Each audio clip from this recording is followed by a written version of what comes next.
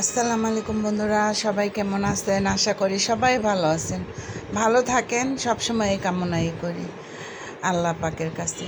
তো এই যে দেখেন, কালকে যে আমার ভাই মাছ আনছিল, সেই মাছ দিয়া তরকারি রান্না হয়েছে। এই যে এইটা হয়েছে আমাদের সিলেটের নাম করা ঐতিহ্যবাহী খাবার আদা লেবু। ঠিক আছে, আদা লেবু এগুলা দিয়া আমরা তরি তরকারি রান্না করে খাই। এখানে মাছের মাথা, মাছ টাছ সহ সব কিছু দিয়ে রান্না করছি। হ্যাঁ, আর এত স্বাদ হয়েছে না, অনেক মজা হয়েছে। তো আপনারা যদি খাইতে চান তাহলে চলে আসেন। ঠিক আছে, অনেক স্বাদ হয়েছে। আর একবার খাইলে তো ভুলতেই পারবেন না।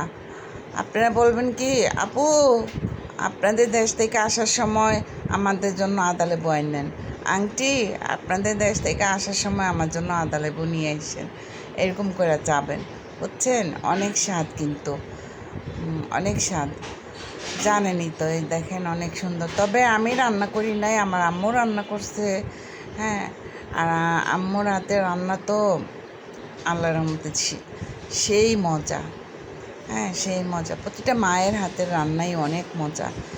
বন্ধুরা, যদি ভালো লাগে, এই দেখেন কাছ থেকে দেখাইতেছি জুম করে, যদি ভালো লাগে আমার চ্যানেলটাকে লাইক, কমেন্ট, শেয়ার এবং সাবস্ক্রাইব করে দিয়েন, আমার পাশে থাকেন, বেল আইকনটা বাজায় দিয়েন। ঠিক আছে, ওকে, আল্লাহ হাফেজ, ভালো থাকবেন।